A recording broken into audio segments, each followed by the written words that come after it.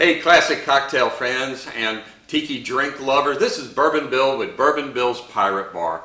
I want to welcome you today with this absolutely gorgeous drink from the West Coast, the California Dream.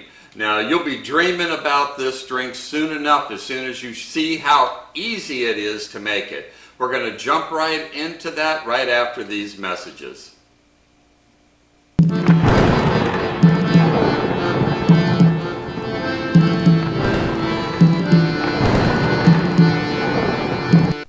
Hey Tiki fans, Bourbon Bill here. Hey, we have some exciting news. We publish Wiki Tiki magazine. It's all about tiki culture, mid-century modern aesthetic, has great recipes and interviews throughout the magazine.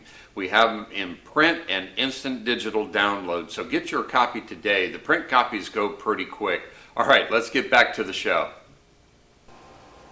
Hey, welcome back. This is Bourbon Bill with Bourbon Bill's Pirate Bar. If this is the first time you've been on our channel, we really appreciate you. If you're a returning visitor, we appreciate you even more because this is just as much your channel as it is ours. Now, let's talk a little bit about this cocktail that hails from the Golden State and has kind of a West Coast, laid-back kind of vibe, Southern California kind of feel. And if you're a martini lover, you're absolutely going to dig this one. Now, this one is called the California Dream. Now, there's a little confusion around the recipe on this one. Now, if you go out and you search, you'll find the recipe that we're using today, even though we're going to take just a variation, a little twist on the classic.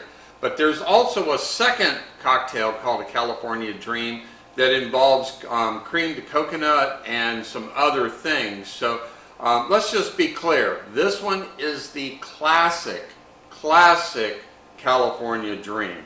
And it's super simple. And like I said, if you're a fan of a martini, you're going to love this just from the taste and from the simplicity to make it. All right, so the first thing we're going to do is start off with our Mixology and Craft Boston Shaker set. You see me use it on the show all the time. I have a link for it down, so you can get yours right off of Amazon. And I put the link down there for your convenience. We're going to start off with just a couple of agitator cubes. Now we're just going to use this simply to just chill down the drink a little bit. You know, this isn't a big ice-filled drink. This is just a cooler and a sipper that you're going to love. All right, today we're starting off, our base is tequila. Okay, we don't get a lot of tequila drinks on the show, but today we're using Jose Quervo. I mean, they've been around forever. It's readily available. They've been around since 1795, if you can believe that. So, I mean, several hundred years doing this. So they must be doing something right. And put down in the comments what your favorite tequila is. All right, so we're going to start off with our base of 2 ounces of tequila. Put that in our jigger. Throw that in the tin. And we do a little bit here on Bourbon Bill's Pirate Bar, what we call edutainment. Now, a lot of martinis, as you know, call for vermouth, but maybe you're not exactly familiar with what it actually is. There are 3 basic kinds of vermouth that you typically find in the grocery store, liquor store, or other outlet. And there is dry vermouth, sweet vermouth, and what's called rosso, or red. Rosso is Italian for red. What vermouth is actually a fortified aromatized wine, which means like a port or sherry, it has a higher alcohol content than just regular wine, but they also may put in other things to give it a more botanical flavor. Not as far one-sided as gin, but just to give a little extra flavor. And these typically come out of Italy primarily, Spain, and France. So today we're using Martini and Rossi dry vermouth. It's the extra dry. There's dry and then extra dry, so it really doesn't have that sweetness to it. And this one is very simple. We're just going to use a ½ ounce of dry vermouth into this. So if you're keeping track, we're up to 2½ ounces. Okay, and why does that matter? Well, because it'll kind of determine what kind of glassware or barware that we're going to use, and we'll talk about that in a minute. All right, our third and main and last ingredient is a different kind of vermouth.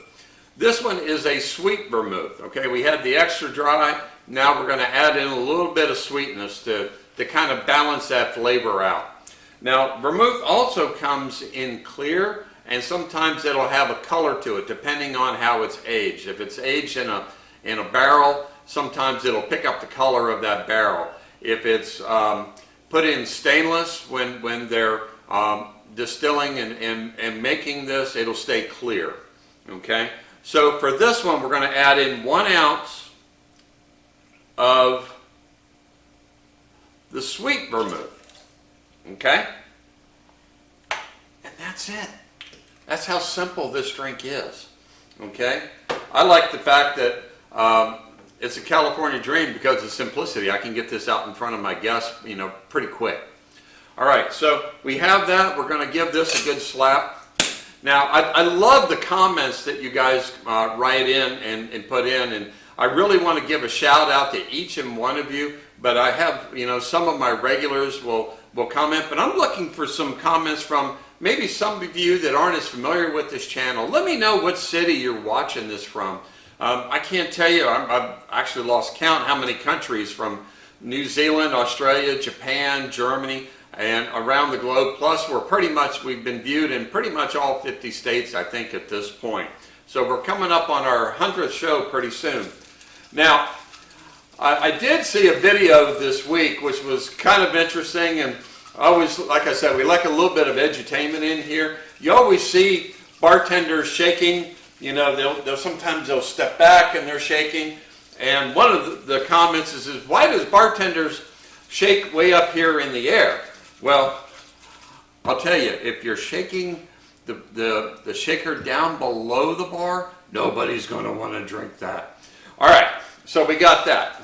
So I can feel that, the condensation on there, and we got that, and we're going to set that aside. All right, now let's talk a little bit about glassware. I'm going to slap down our Bourbon Bill drink mat here. I have some glassware that's, some of it's over 100 years old now.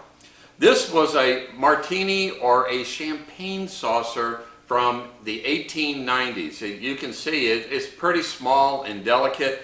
But for a sparkling wine like a champagne or a Prosecco, it's really not that great. It has so much surface area that the bubbles just kind of dissipate and the drink will go flat sooner than if you put it in a flute. The flute allows you to really concentrate that bouquet in your sinuses as you drink it, because you may not be aware, but almost half of your taste sensation comes from smell. Our smell is pretty much our oldest sensory. Our olfactory is our oldest sense from a biological standpoint. There's a nerve bundle in the back of the nasal passages, go straight to the brain. So we have that. So if we compare that, we fast forward about 30 years to the Roaring 20s, you can see that already, that glassware is starting to get a little bit bigger. Okay, people's embracing alcohol more, even during Prohibition, that great mistake in the 20s. And the glassware reflects that, okay? Now, if we fast forward to modern times, you see that if you go to some restaurants, you get some of these margarita glasses and martini glasses that are like fish bowls, almost as big as your head. And if we fast forward maybe 50 years from now, maybe they're this big, I don't know. But again, like anything, just everything in moderation, drink responsibly. We want you to be around for a very, very long time. All right, so if you were counting, we had 2 ounces of vodka, we had a ½ ounce of dry, and we had 1 ounce of sweet vermouth. So that gives us about 3½ ounces. So we're going to go right here and take some middle ground, and we're going to take this lovely, elegant Martini glass from the 1920s. All right, so we're going to just take that. We don't really need a strainer here. We're not dealing with any kind of pulps or anything. But I mean, you could use a strainer if you have excess ice in here that you don't want just plopping into your glass. But that's not a concern here. So we're going to, oh, forgot one thing. Since we're dealing with tequila, what drink would you have that would not include a piece of lime? Now the classic recipe calls for a maraschino cherry in here, or you could use a brandied cherry. But I think since this is tequila, let's tiki this up just a little bit. I have a twist, a lime twist that we're going to line that glass with, and give that a good rubbing. Let some of that lime oil come out, and that'll pair so wonderfully with that tequila. And we'll throw that right in. And now we're ready to give this thing a gentle pour. We'll pour that in. Look at that golden color, reminiscent of the golden state of California. It is a lovely drink. It has a really nice amber color to it. But you know what?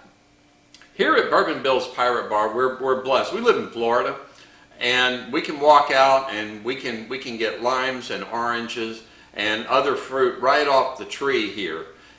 But you know what? When it comes to limes are available everywhere year-round. So go ahead and spend what little bit it is to get fresh fruit to add into your drink. It's really worth the difference. All right, now we're not done with the garnish here. This is a lovely drink, but here we're also blessed that we raise our own orchids. So we want to make sure that this thing is garnished appropriately.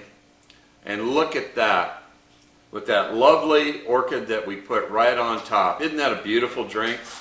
It's impressive, it's simple to make, and your friends will be amazed at your bartending skills. So that's really about it for today. Go ahead and put down in the comments that that you saw this, you tried this. Let me know if you tried it with a different tequila and how it came out for you. Also, take a moment and do old Bourbon Bill here a solid, and go ahead and subscribe and like this channel. And if you know of somebody that would like to see this drink, if you have a Martini fan that's in your network there and your net worth, say, hey, I've got a tequila-tini that you have got to try out. So this is the California Dream today. I hope you enjoyed this. I'm going to go share this with Bootleg Mini, and that's it for today, and cheers.